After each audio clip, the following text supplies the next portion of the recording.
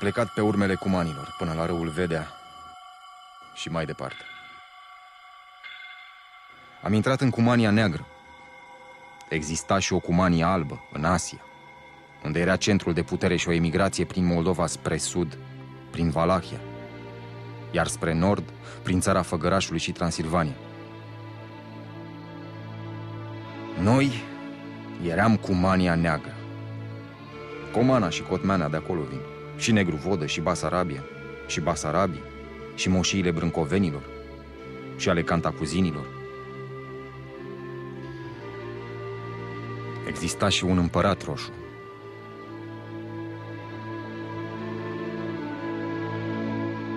Își avea cetatea în sudul Dunării, la Cerveni.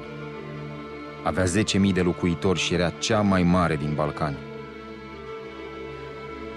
Purta mantie roșie ca împărații bizantini, tunică și cizme la fel. Ioniță Caloianul s-a însurat cu fata împăratului roșu, Maria, sau Moria. Au fost pictați pe evangheliarul lui Ioan Alexandru, ginerele primului Basarab.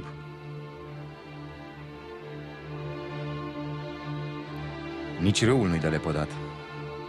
Izvorăște din platoul Cotmeanei și are un nume predacic ce vine de la indo-europeanul Vaser, derivat Vater și Vodă și Vedea, iar Teleormanul, și râul și pământul în traducere se numesc pădure nebună sau pământ nebun.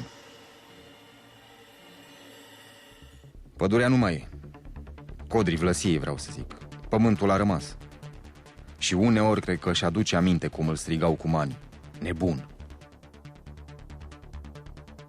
Ca nebunele circulă mașinile pe șosele, ca și cum ar vrea să egaleze în îndrăgire jocul călușarilor, care după rusalii și îngroapă bâtele. Poate fi Cumania originea călușului?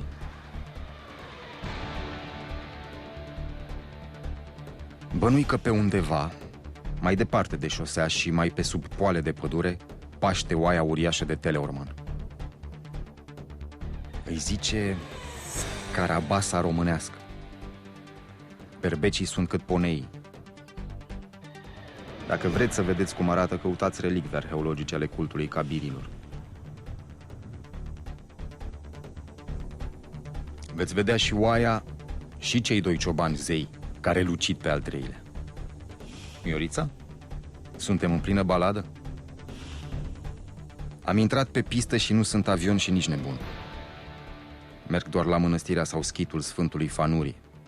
Este unică în România și datorită hramului și datorită aerodromului. Este în Siliștea Gumești. Dar fiți atenți pe cine întrebați în sat, pentru că vă vor trimite la sectanții aia care poartă bărbi și haine negre și lungi. Dacă Marin Preda nu ne-a spus, n-am știut că aici a fost un aeroport înființat după război și desființat în 1960. Adică în perioada în care Gheorghiu Dej încheiase socotelile cu rușii.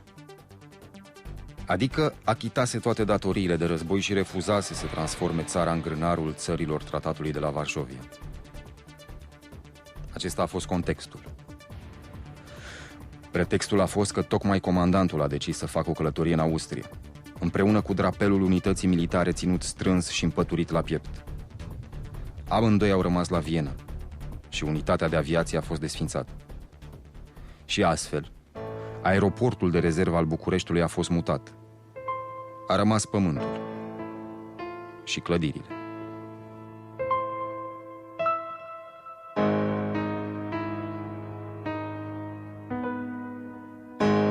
A rămas pământul și clădirile, nu biserica. Biserica a fost adusă din Maramureș. Nici oamenii nu sunt de pe aici. Părintele Benedict a venit din zona Buzăului.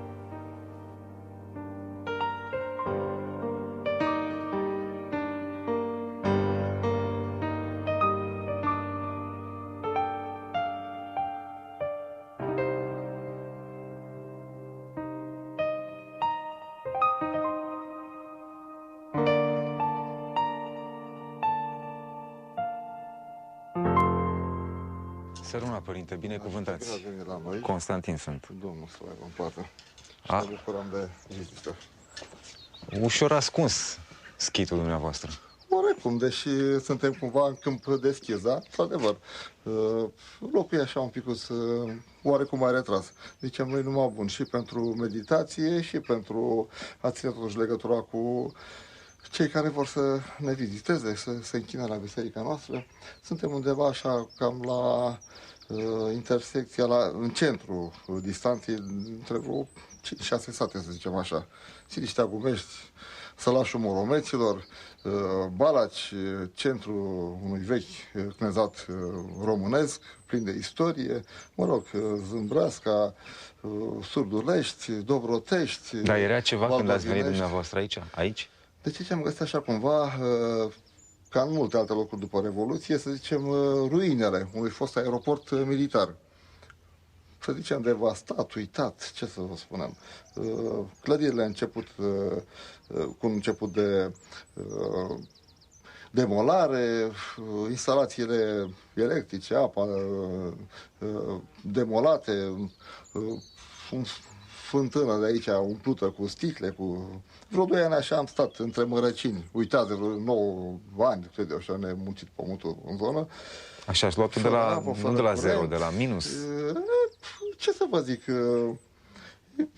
Poate mai încolo un pic, o să vă povestesc că nu știu, aș avea foarte multe de Păi spuneți-mi. Dar, ce să vă spun, eu v-aș spune ce simt în momentul de față și altceva, nu știu, ar reieși în continuare. Simt așa o bucurie deosebită a învierii Domnului. Nu știu când am intrat în biserică, sunt unii care au avut așa o zi a Damascului a lor. Eu m-am trezit în biserică, dus de bunica mea și cu o bucurie deosebită. Cum vă spuneam, sâmbătă după amiaza, începea pregătirea cu o baie, o curățire așa corporală, dar și spirituală. Bunica mea, trebuie să vă spun că nu făcea un lucru, 2, 3, fără să nu-și aducă aminte de Dumnezeu și să nu-și pună nădejdea în Dumnezeu. Și duminica mergeam la biserică și acolo, cu mintea noastră de copii, sau cel puțin așa am perceput, auzeam la utrenie Evanghelie învierii. Și aflam acolo că Dumnezeu s-a întrupat, s-a născut din Sfânta Fecioară Maria și s-a făcut om. Ca noi a pătimit, dar a înviat. Și a înviat pătimind pentru păcatele noastre, ca la rândul nostru să înviem. Și era așa o nădejde cu care am intrat în viață și cu care am pășit în toate etapele vieții mele, cu o bucurie deosebită. Dar înțelegeați atunci toată... Cel puțin Evanghelia o înțelegeam, dar trebuie să mai spun un lucru. Era o întreagă procesiune, mergeam nu singuri, erau și toți vecinii, vecinele, care nu erau foarte mulți, dar cu copii, cu rude ne adunam, așa era o procesiune, mersul la biserică, statul la biserică, ne întorceam înapoi, era așa aproape un rit, după ce luam masa, să ne întâlnim cu toții și câte o cunoscătoare de slobe, ca să zic așa, citeau o epistolă, ce avea pe acolo, din ce se găsea pe acolo și pe urmă comentam. Și pot să vă spun că a fost, asta s-a întâmplat, nu, repet, nu vreau să leg de comunism, n-am prins așa niște vremuri de criză care le citesc acum și poate și asculți, cum spuneam, între colinele subcarpaților, era așa o școală de teologie care cu greu poate fi atinsă, poate chiar în cele mai înalte școli și de cele mai mari teologi, pentru că era, cred eu așa cumva ca în biserica primară, era sinceră, o trăiam. Lumea trăia și era o bucurie. Și toată duminica, sâmbăta după amiază, până, poate e greu să vă spun, chiar și noaptea stăteam cu gândul că a doua zi mergem la biserică, trăiam cu această euforie.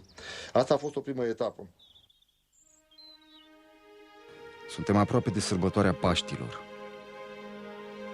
Sunt doar 3 oameni și ceva în mănăstire, în mijlocul câmpiei. Nu s-a plâns. Era frig, bătea vântul și ruinele fostei unități militare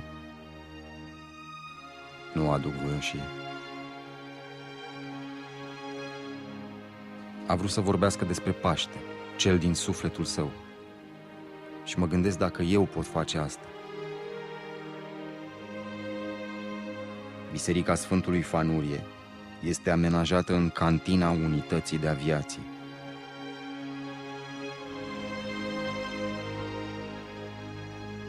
Credincioșii pe care îi vedeți au venit să dea de pomană. Probabil că în zilele Sfintelor Paști vor fi mai mulți.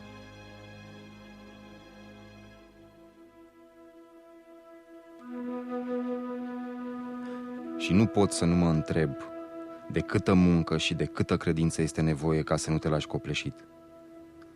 Este ajunul floriilor acum. Amețiți copaci încep să șpargă muguri.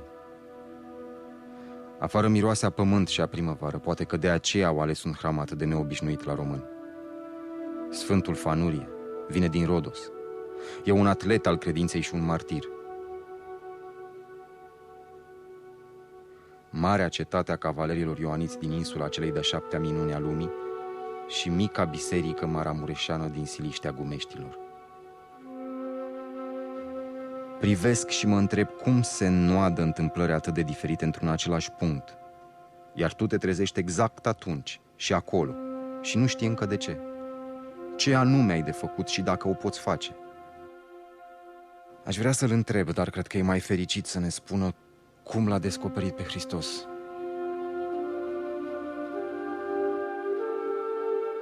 A doua etapă care m-a marcat cumva și când am luat și hotărârea de a intra în călugărie, mult mă întreabă ce s-a întâmplat.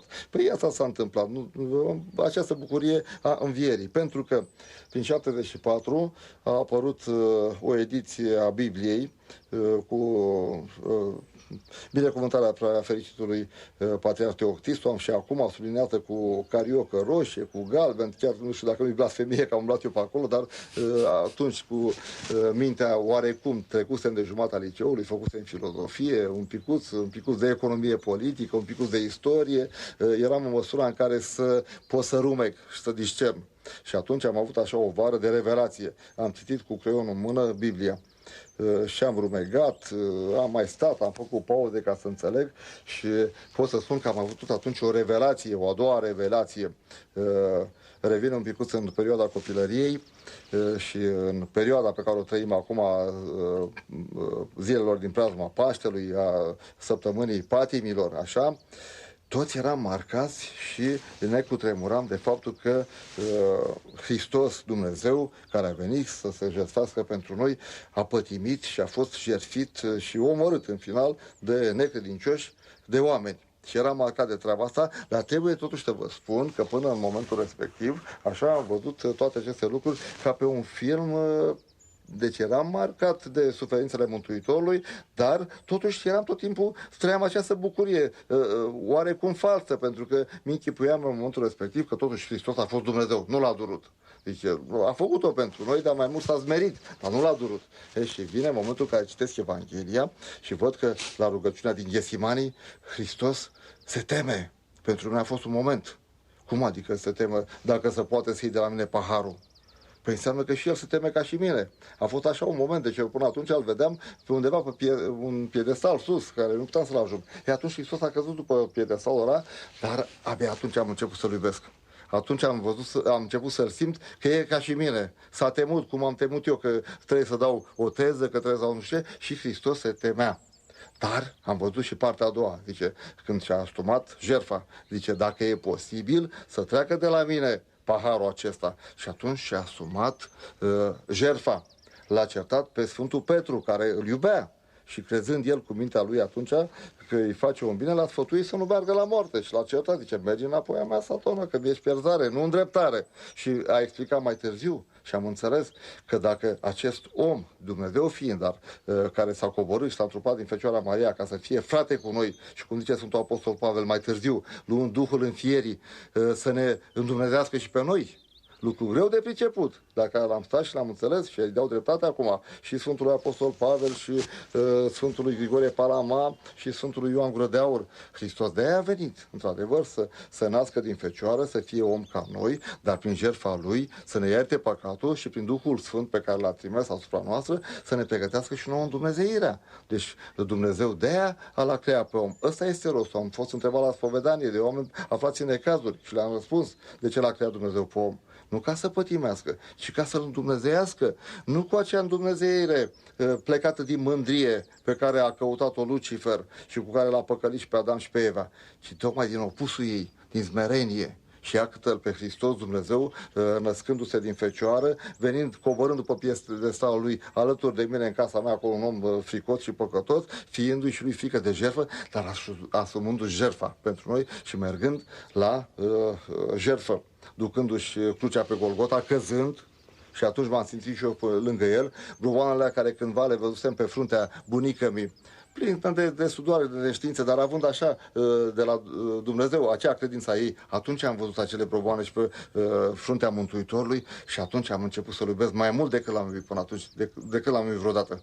Atunci l-am văzut că e om ca noi și că jertfa lui a fost valabilă. Atunci mi-am dat seama că dacă ar fi fost numai Dumnezeu, cum îl consideră unii eretici, sau numai om, ar fi fost neajuns. Ori dintr-o parte, ori dintr-alta. Ori Dumnezeu, fiind s-a zmerit și de aia ne dă și nouă Dumnezeu celor care ne zmerim și cu ajutorul lui ne ducem crucea, că numai El Hristos a fost fără de păcat, fi și Dumnezeu. Noi suntem oameni păcătoși, dar El ne ajută și Dumnezeu ne dă mai mult decât putem să ducem. Și dacă noi ne ducem această cruce cu ajutorul lui, ne așteaptă și pe noi mântuirea. Ne așteaptă acel nou Ierusalim, în care cumva ca la cina cea de taină, pentru că nu se ridicase încă la cer, nu venise judecată de apoi, erau pitiți vreo câțiva care voiau să județească pentru el, apostolii, care au chemat pe urmă toată lumea la mântuire.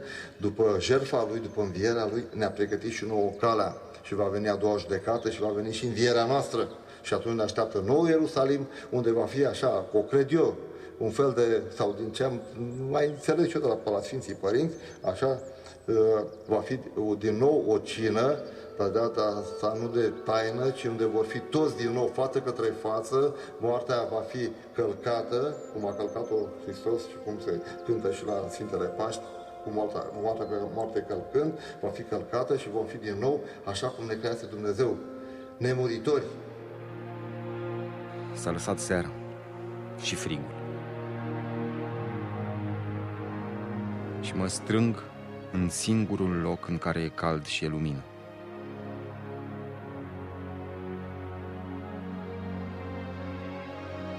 Și iar mă întreb, cum de se pot întâlni oameni din atâtea colțuri și timpi ai lumii într-un loc? Cum de am fost creați singurii noi pe lume să ne putem alcătui o lume proprie, interioară, și să o putem purta cu noi? Și să putem rămâne singuri, fără să fim cu adevărat singuri. Și pentru a nu ne putea rătăci în lumile acestea de lumi și-a dat Fiul. S-a dat pe sine, căci nu se poate Fiu fără Tată, și nici Tată fără Duh, și nici Duh fără Fiu. Și noi în centru, cu lumile noastre mișcătoare.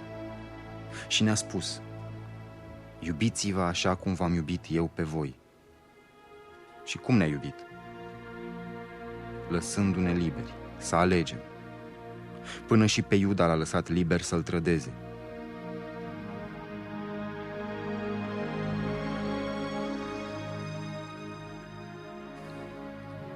De plin liberi fiind, nu am văzut întregul și am picat în clar obscur, în mister, în taină.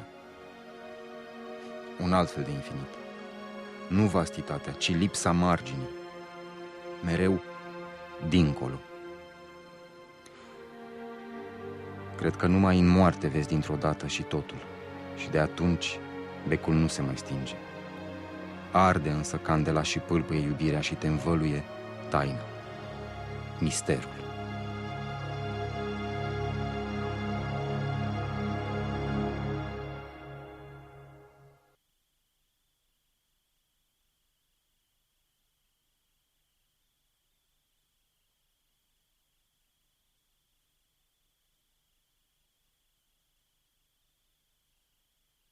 Thank you.